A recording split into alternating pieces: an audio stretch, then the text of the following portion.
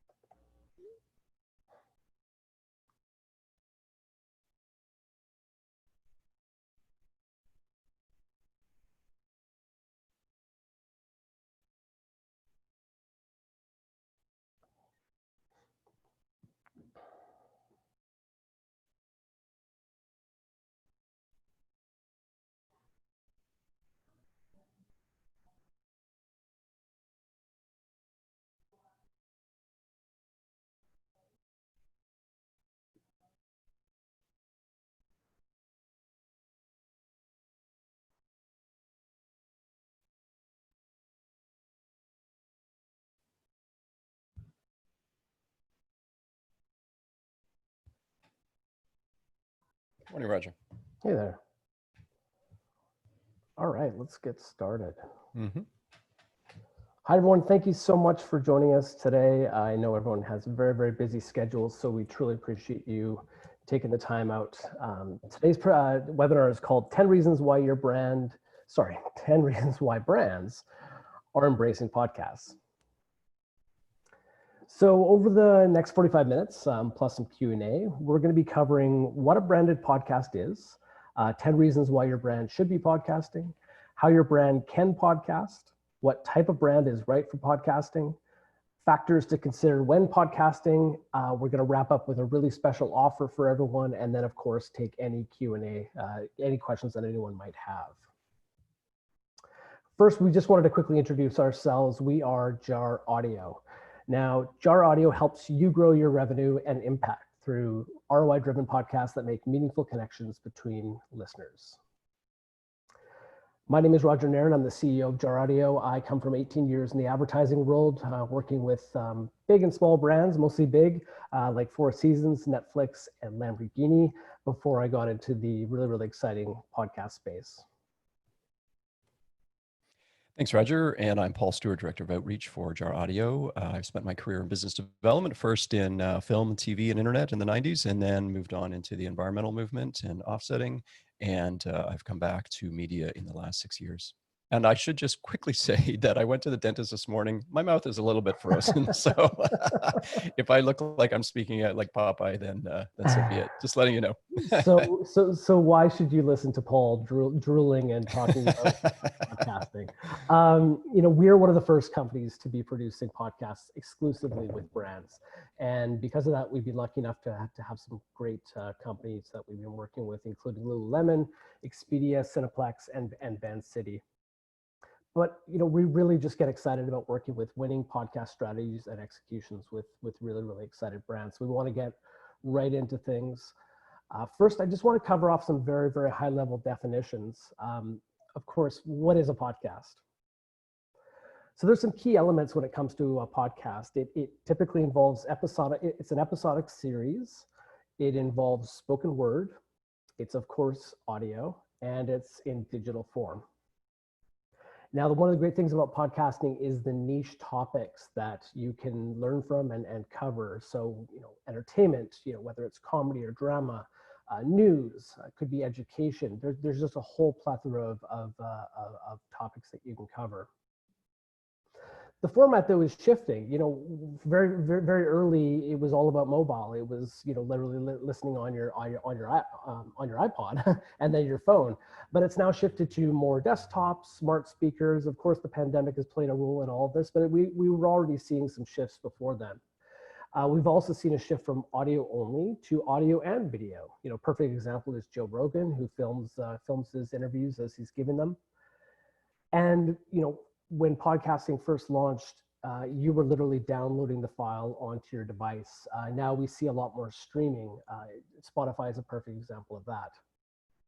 The service has always been free. However, we are seeing examples of gated podcasts where you're paying a fee for listening to those shows.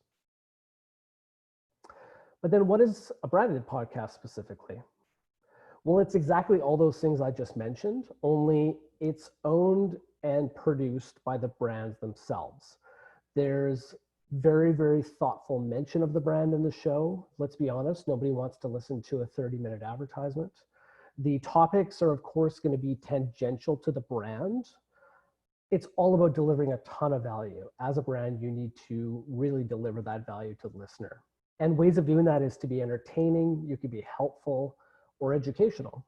If you're Nike, releasing a show called Trained that is helping, athletes and sort of amateur athletes, expand and grow their training regiment is a fantastic way to deliver value for the brand. And of course, it's tangential to Nike themselves. Or if you're Blue Apron and your show, Why We Eat What We Eat, is all about sort of the history of food, but also where we've gotten to with our farming and our food production. And of course, that's nicely tied in with Blue Apron themselves. These are just an example of some of the brands that have gotten into the podcasting space. You're going to see more disruptive brands like TELUS, but then you're also going to see more kind of traditional brands like General Electric. It really runs the gamut. It's all about just telling great stories. What is a branded podcast not? So we're not talking about advertising on a podcast. You can absolutely do that. We're also not talking about sponsoring a podcast where you might see something like this episode of My Brother and Me is brought to you by Blue Apron. This is not what we're talking about. We're talking about owning the actual medium yourself and essentially becoming a broadcaster. That's right. You own the show. It is yours. In the case of eBay and their example of Open for Business, that show is theirs. They've produced that show and are pushing it out to an audience. So you become a broadcaster in a lot of ways. This is another form of podcast of content marketing, absolutely, and is fast becoming one of the most popular ways of using content marketing. And if you do your job right, this is all about branded entertainment. And the idea of branded entertainment is not exactly new. Back in the day when the Michelin Guide was released, that was Michelin Tire's way of engaging with customers. So they released a guide on all the best restaurants in France. It's now known as the epitome of restaurant guides today. Procter & Gamble came out with the soap opera, which we are now very, very familiar with today as well. And General Electric had the General Electric Theater with Ronald Reagan. Really lots of entertainment that was brought to you by General Electric. It's really, really important, though, when it comes to branded podcasts that you rarely mention the brand. We're not saying not to mention the brand at all, but just very sparsely mentioning of the brand. We recommend rarely running any advertising on the episode, mostly because listeners are already coming into the show understanding that it's coming from a brand. To then pile on more advertising on top of that would be something that we wouldn't recommend. And I keep harping on this, but it absolutely has to deliver value. And the most important thing out of all is that the story has to come first. And what I mean by that is, let's take The Message as an example. The Message is a podcast owned by General Electric. What it is a fictional sci-fi series about messages received from space. So story first, it's all about the story. It's telling just an amazing amount of entertaining content. It's absolutely fantastic. It has Rami Malek in it, who's Mr. Robot, or also played Freddie Mercury in that biopic. It's an absolutely top-rate entertaining show. So the story is first. What it's not is, it's not a show about medical devices or aircraft parts. Those are all things that General Electric sells. What it does, though, because you're focusing on just amazing amount of entertaining content, there's this brand halo effect that you get. So General Electric is synonymous with invention and innovation. So when listeners are engaging with this content, they're going to get that brand halo knock-on effect. That's really what this is all about.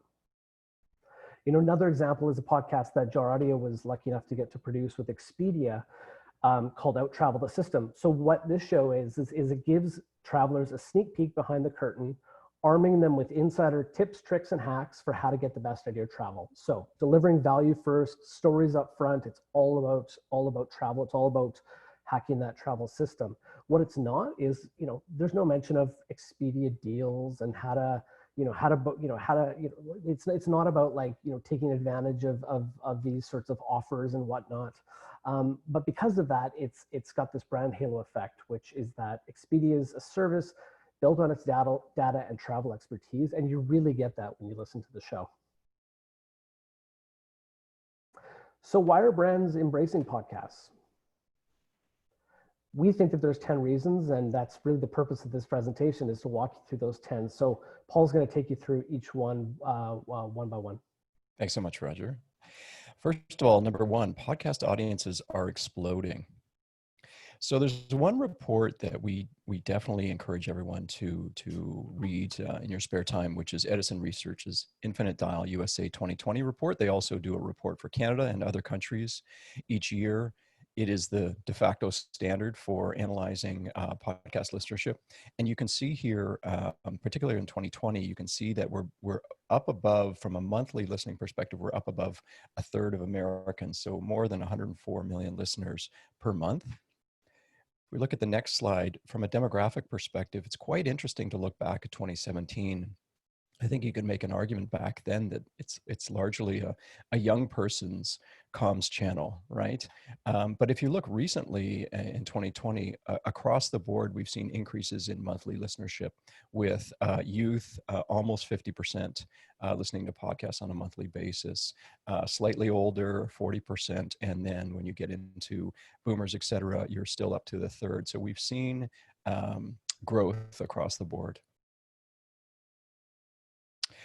We also cover Canada and the United States. And what's interesting about Canada is it has the same sort of listenership that the United States does, which is also some of the highest in the world. Podcasting is being embraced by media groups. So the majority of large publishers and broadcasters have brand studios. And so a number of them have been blazing a trail in branded podcasting like Vox, Bloomberg, New York Times, NPR, Bell, et cetera. Matter of fact, in conversation with Adam Aston over at New York Times T-Brand Studio, he mentioned that in the next 3 years, all major brands will have a podcast. Number two, podcasts allow you to reach new audiences. So from a demographic and user breakdown, you can see that 45% are more likely to have a college degree, 68% more likely to have post-grad degree than the general population. So in addition to education, they're affluent, 45% more likely to have household income above 250,000. They're loyal to brands. 46% of youth are okay with brands promoting products. And 51% of biweekly listeners have made purchasing based on hearing ads and podcasts. And they spend more money on themselves. They're more likely to buy water, juice, beer, etc. They also love to learn. I think this is definitely the category where I fit. 74% of users listen to podcasts to learn something new. They're heavy social media users, and they're influenced by word of mouth. Next slide. Podcasts have super high engagement levels. So we know at Jar Audio from our experience that we're seeing listen through rates or engagement rates of 90 to 95% of each episode. And the episodes are typically 20 to 30 minutes. Now, this sounds incredibly high, which it is, but it's also indicative of the industry itself. I think that in the study that I just mentioned about podcast listenership, they break it down. And I think the average is something in the neighborhood of 80%. I mean, don't quote me on that, but what my point is that the engagement across the board for almost all producers is quite high. But if you were to compare that with, say, for example, watching a video on YouTube, the average YouTube video sees a 50% watch through of a 1-minute episode. So you can already tell that from an engagement perspective, we think that this comms channel has the absolute highest engagement rate. There's also a tremendous amount of engagement value, with listeners reporting that listening to a podcast is as valuable as listening to music, more valuable than watching videos and shows, and almost as valuable as checking news and weather. Podcasts give you great ROI. So let's break this down. I mean, we know that marketing professionals often scratch their heads when it comes to measuring their content ROI. And you can do a simple calculation, right? You can measure financial ROI simply as return on investment equals the profit, the return you get from something, divided by the cost of the investment in this case, podcasting times 100, right? So that's a simple calculation, but next slide, please. Yeah, we want to ensure that all ROI calculations when it comes to podcasting are also including other types of returns, right? So there's brand metric returns. So your awareness should increase, your authority should be improved, consideration and purchase improved, web metrics, right? Lead generation should go up, site traffic should go up. That'll have an impact on your conversions. SEO. We know that Google is doing a lot of experimentation around voice search. And eventually SEO will be based on voice. Some say, I know it's a controversial statement. The point is here, it's definitely worthwhile making an investment into voice in preparing for that eventuality. Podcast metrics, right? Listens and downloads, of course, but also need to examine the returns you're seeing in terms of engagement, like listen length that we just talked about, and the reviews you're getting from the public. So not all ROI is created equal. It very much depends on your goals and what you're incorporating into that ROI calculation. And we encourage you, after you receive this deck, to refer to our blog post about ROI, which we've written about extensively. Podcasts are an intimate medium, which is why I love them.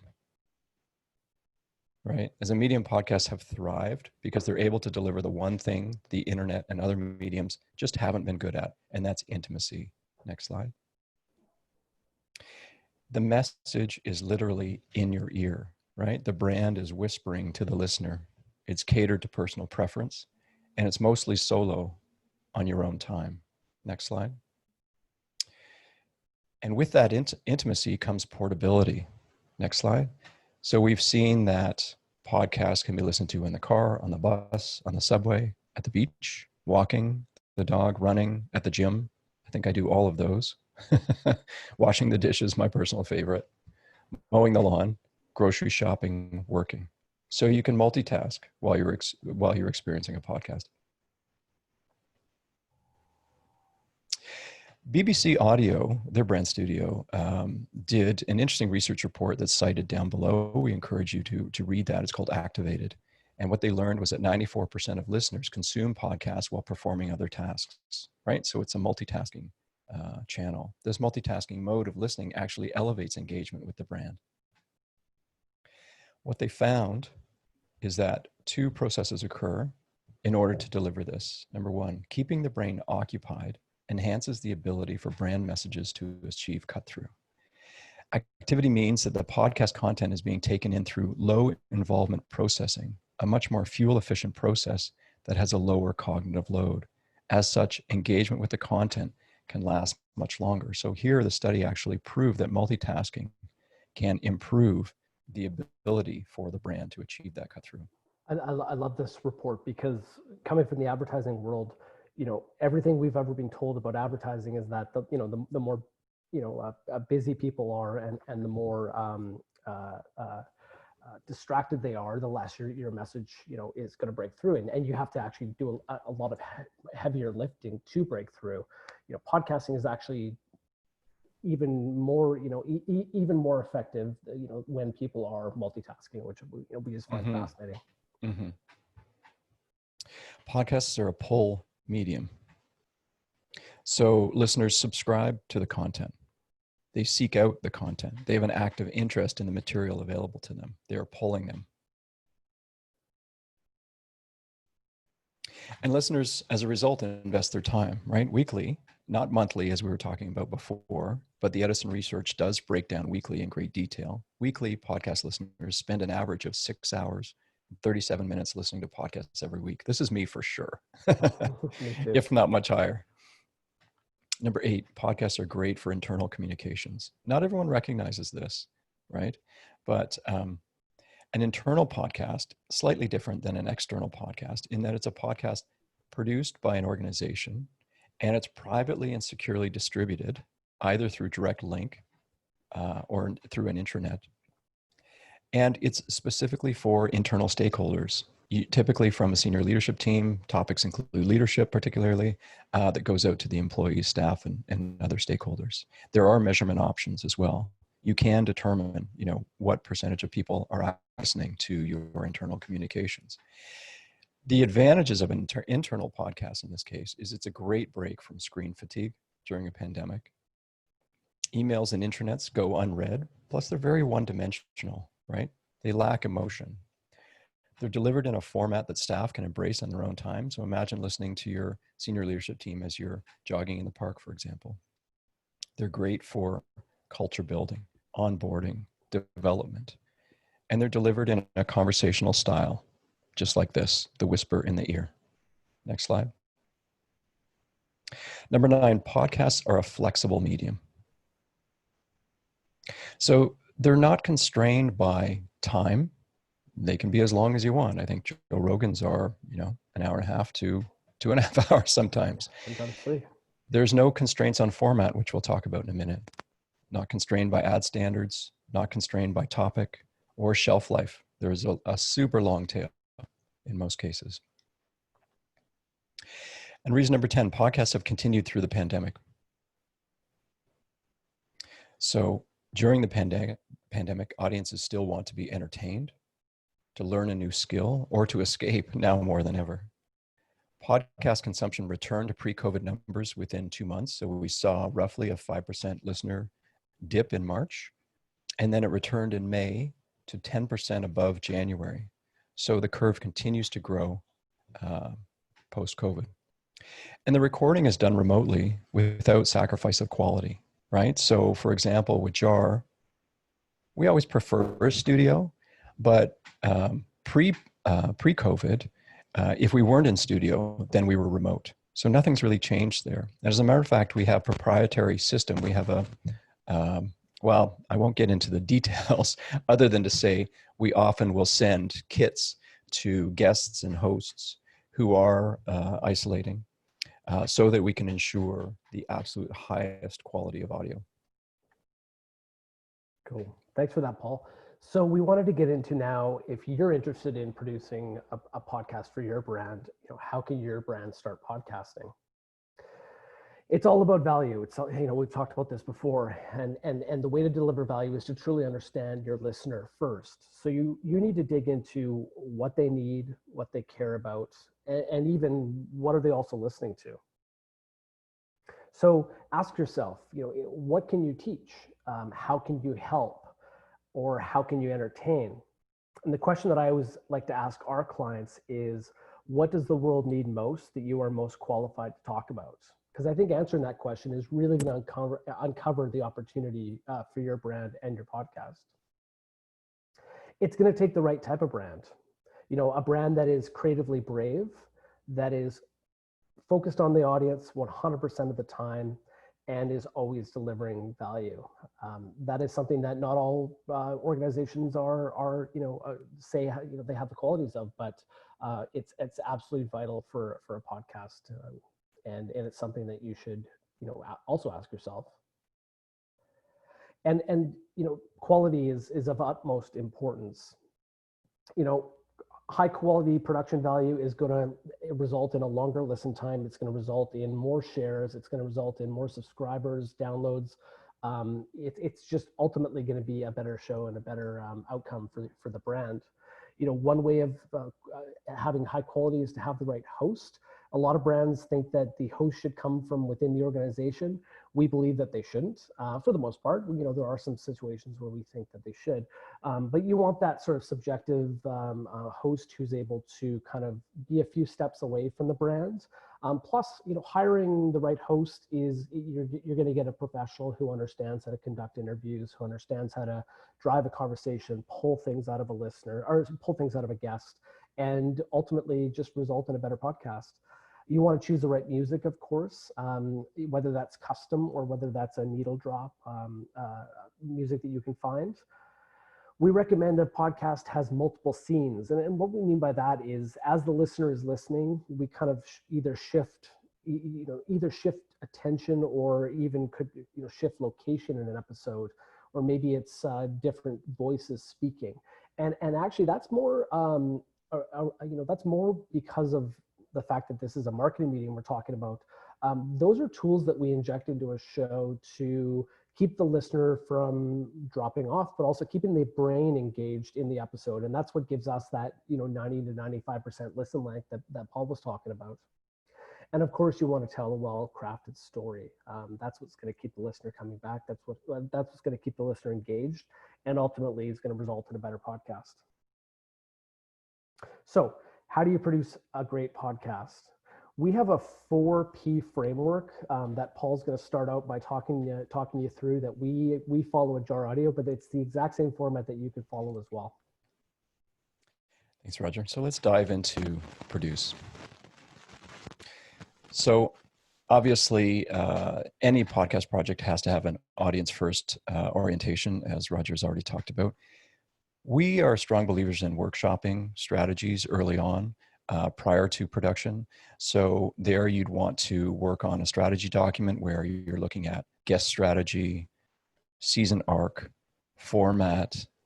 Let's go to the next slide and just quickly dive into format. So there's 3 primary formats that we see. The first one is interview-based, which is the majority of what you hear on your podcast app. In-depth interviews, sculpted question lines that really get under the hood. Less frequent is the narrated format. It's that script and clip. It's that documentary style podcast you might hear on NPR or CBC in Canada on Sunday morning. We love narrative. We love interview and narrated and fiction, but narrated is quite interesting just because you can take listeners on a sonic journey, right? So it's not just being a fly on the wall for a couple of people chatting. It's the sound effects of the location of where they are. It is multiple interviews, perhaps, a lot more textures, so a little bit more depth. And then lastly, fiction or science fiction format. And here the sky is really the limit, right? It can be drama, it can be sci-fi, it can be for youth, it can be anything. We're seeing fewer of these than, say, interviewer narrated podcasts, but they're quite excited, just like Blackout, which was produced by Sonos, also starring Rami Malek, about the United States having a electricity blackout. It's scary, it's fascinating, and it's worth a listen. That's 2 Rami Malek references. So naturally, as you're following your strategy and getting ready to implement, you're doing research around the topic, using JAR's full service offering. We do all of this, right? We do the research, we do the writing, and basically, say for an interview or documentary style, we're writing the question lines, right? Which is the script outline for the host. Scouting and hiring the host and making sure they can, they're professional enough to be great facilitators. Do the recording. Pre-COVID, we were all studio or half studio, half remote. Now we're all remote, and we haven't noticed much of a change in quality. The contribution of custom music or stock music, like what sort of music will fit your mood and fit your brand. Sound editing, making sure you have professionals that are doing the sound editing, particularly around the dramatic documentary style. And then hosting and distribution, which we'll talk about in a second. So we often get the question, how long does it take? So depending on the format, 6 episodes, which is considered a series in podcasting, should take about 1 to 2 months to produce the first 2 episodes, because there you're a bit front heavy around strategy. And then you can get into a cadence where you can release an episode every 1 to 2 weeks, sometimes monthly. We definitely encourage once every week or bi-weekly, just to build up audience and build up that habit. And then we also get a lot of questions about capacity, right? Like how much capacity does it take for the brand's marketing team or PR team or comms team? And we've calculated that the client needs to make themselves available for about 6 days of work over a 4 to 5 month period. So again, it's pretty front heavy around strategy, and then it's much lighter during production during the week. So let's talk about push. Let's talk about distribution. We hear a lot of concern around uncertainty as to how podcasts are distributed. How do you get them to Apple? How do you get them to Spotify? It's actually really simple.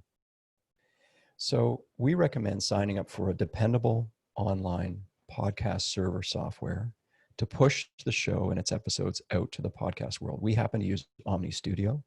So we upload finished episodes that are in Final Cut up into Omni Studio, and Omni automatically pushes them out to all of the podcast distribution channels automatically. The podcast server also gives you access to analytics, reviews. It gives you an embedded player. Obviously, for promotion and marketing, you want to set up some additional landing pages, etc. So it has an embeddable player for that, and social links, which helps in terms of promotion as well. So now you've uploaded your podcast to a server. It's been pushed out into the world. As Paul mentioned, you're able to pull in all this this information, and that's one of the great things about podcasting is that information can help feed into your internal team or the agency you're working with to inform future episodes. So we're pulling real-time data all the time and interpreting it to determine how we can improve the show. When we talk about analytics, we're able to see all the download numbers per episode, the subscribers, what sort of reach we're getting, what our reviews are looking like across, the number of different directories, what the demographics look like. We can also see the geography, all the way down to the city in which our episodes are being listened to most. It's really fascinating how some people around the world find your episodes, which is fantastic.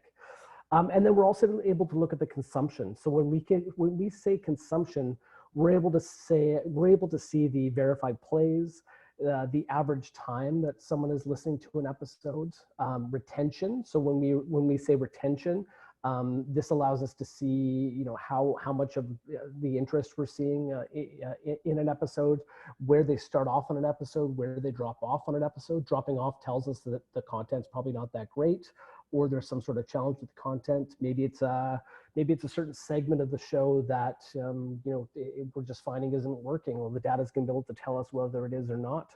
And then skips. A lot of times people like to skip through an episode. We want to be able to tell where they're skipping, why they're skipping, things like that. And of course, the fourth P is promote. It's no longer a case that if you build it, people will come. There's lots of podcasts out there right now, so you have to promote it. We look at promoting a podcast similar to how TV studios or movie or the movie production companies will promote their releases. You need to attack it from multiple points of view. So we look at it from a marketing standpoint first. So we look for partnerships and opportunities with media companies and social platforms. We might be contacting somebody like a BuzzFeed and trying to get our podcast featured, our podcast with Expedia, for example, featured in top 10 list of road trip podcasts to listen to while you're traveling. Things like that. There's a multitude of opportunities for getting your show partnered up with some of these groups. We then look at it from a PR and earn standpoint. So we recommend creating a publicity materials, typically a media kit, and then hitting the pavement and contacting traditional and new media. You might want to pitch the New York Times on an opportunity to feature your show, or maybe include it as part of a piece that they're doing, or maybe you want to contact something, depending on niche niche subject of your podcast. You might want to contact a specific niche media group to talk about the show and why people should listen to it. The third area that we look at is what we call spotlighting. There's a big misconception that when a show is featured in Apple's New and Notable, for example, that you're somehow gaming this algorithm and there's all sorts of tips and tricks to do that. The reality is that it's real people on the other end. There's editors whose role it is to take pitches and make those editorial decisions on what gets featured. And that means that we can pitch them. You can pitch them. You contact Apple and you tell them why your show should be featured. And if you do it the right way, then it will be featured. Same with some of the other directories. In order to get featured, there's opportunities to reach out directly to them and pitch. We then look at cross promotion. So, low hanging fruit with podcasts is other podcast listeners. So we look for podcasts that our listeners might also be listening to, and then we see an opportunity to cross promote. So we might offer up our host to come on their show to be interviewed in exchange for them coming on our show. We might look for an opportunity to swap content. Maybe we give them an episode and they share it as a special bonus episode in their feed. We would do the same. Literally, there's no kind of end to the opportunities, and there's really no rules. So it's definitely worth reaching out to those other shows because they're going to be doing the same. And then paid opportunities. We look for strategically placed paid advertising opportunities in the right channels to increase the exposure. That could be through the sort of traditional social channels, Twitter, Facebook, Instagram, or it could be on the podcast directories. Now, given a choice, we find that advertising on podcast directories or within other podcasts is much more effective than advertising through the social channels. For some reason, the podcast industry just hasn't found the right sort of formula for making that work. But money placed in the directories is absolutely an effective way to increase your listenership. And then finally, we have what we call a more category, and that's where we just look for opportunities within your organization to promote the podcast. Maybe you have a really great newsletter list, or if you're a nonprofit, maybe you've got a volunteer list, or maybe you have retail locations, advertise in the store, things like that. We look for the unfair advantages that your brand has, and then let's leverage them. Now, you, of course, want to think also about the ecosystem behind the entire podcast. So, you see on the right two examples. One is Well Now, which is a podcast that Jar did for Sage Natural Wellness. The other one is Out Travel Assistant for Expedia. You want to design an ecosystem that is consistent with the brand. You want to look at, of course, at the artwork. You want to create either a landing page or a microsite, a place for listeners to go to learn more information about a certain topic, maybe about the guest, but also embed the player, in there as well. You want to look at consistent social content, the language, look and feel. We recommend creating a bit of a style guide for your podcast so that there is consistency. And then you also want to be really smart about the way that you use social links. Now, we recommend using a program that's put out by Chartable. They're called Smart Links. When you use a Chartable Smart Link in your social, when a listener clicks on that link, it automatically will open up in the favorite podcast player that they use. So in my case, I like to use Overcast. So it opens up automatically into Overcast. It's really about just creating a seamless user experience and driving people directly to the podcast player of their choice. This is an example of a really great landing page that Hackable does, the Hackable show does. Hackable is a podcast from McAfee. Really beautiful. It has its player in there. It gives you the opportunity to subscribe and see other episodes. Also gives you a great description of the episode itself. And then there's some other considerations. I talked a little bit ago about advertising on podcasts. That's absolutely something that you're going to want to consider. When it comes to advertising on podcasts, there's two formats that you want to consider. The first is what we would call baked in. This is where your ad is actually part of the podcast content, and it lives in the content for the life of the podcast. What I mean by that is because podcasts are downloadable onto devices, your show is actually going to live forever in that file. Now that has its advantages and disadvantages. One of the disadvantages is that you can't really rely on sort of evergreen. You have to rely on evergreen content. You can't have anything that's timely. The other challenge with that is it's a little more difficult to target specific demographics or geography because of the baked-in nature of things as well. If you did want to look at baked-in, one of the directories that we recommend is TPX. It's a podcast exchange. The more popular I'd say these days is dynamic ad insertion. And I'm sure many of you are familiar with how ads are dynamically operated these days. In the case of podcasting, the ad is served from an ad server and inserted into the content on demand. So essentially, in the podcast episode, the podcast producer is creating a 30-second donut in the episode, and your ad is getting inserted in there based on the listener. So if the listener is located in a certain geographic location, and you're targeting that location, or if they have a certain demographic, you're targeting them with your specific ad. The great thing about it is that you can have multiple ads on the go at any one time, and then kind of alternating through and based on the key things that you're trying to hit. So that's pretty much everything when it comes to podcasting with brands. Now, we just wanted to quickly share a little bit more about Jar Audio. We are a very small leadership team, but with a huge backbone of creatives and production that are supporting us. Our creative team consists of writers, recordists, sound editors, and audience growth strategists that know how to hold your attention, shake you to your core, and make you feel the feels. The great thing about all of our team is that we also have a lot of journalistic background. So everything that we produce has journalistic integrity blended with that audio expertise that you're going to want to see with a great branded podcast. As Paul mentioned earlier, we offer full service, everything from strategy all the way to the writing of scripting, of course, the recording as well as the editing. We do produce custom music, but are also able to find the right needle drop. We handle all the hosting, all the analytics, all the audience growth, the marketing side of things.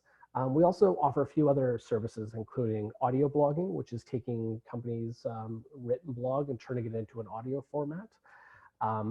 We're able to handle podcast advertising as well as other, there's a multiple of different long form audio.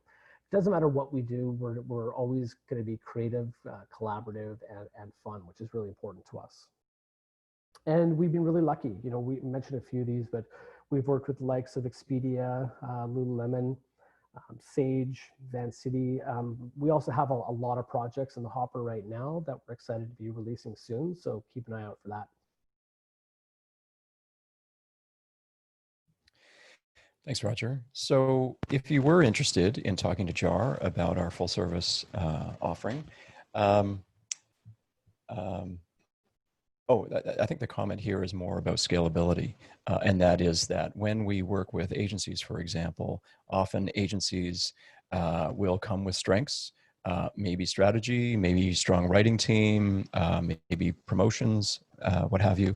And so even though we do offer a full service offering, we do scale our services to fill in the blanks where some organizations may not have particular strengths.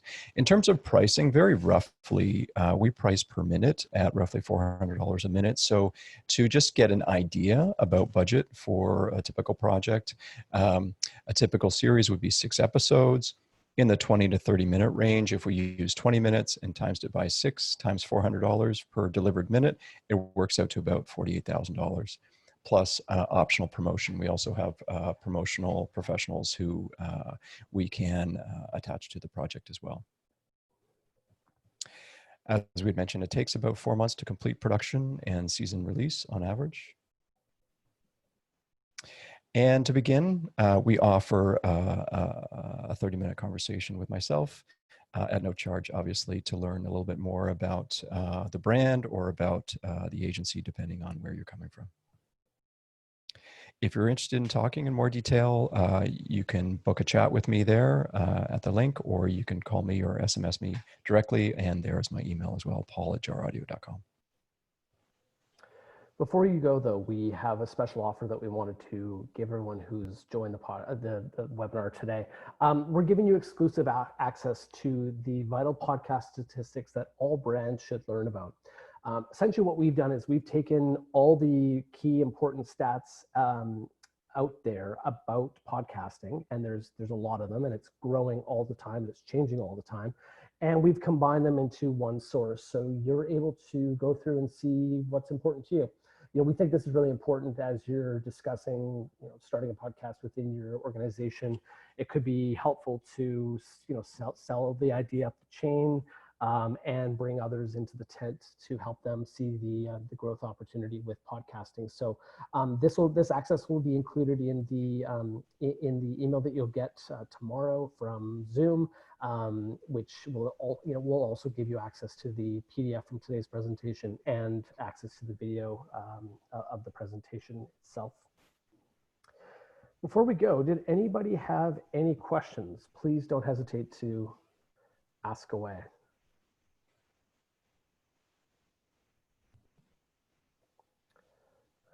See any.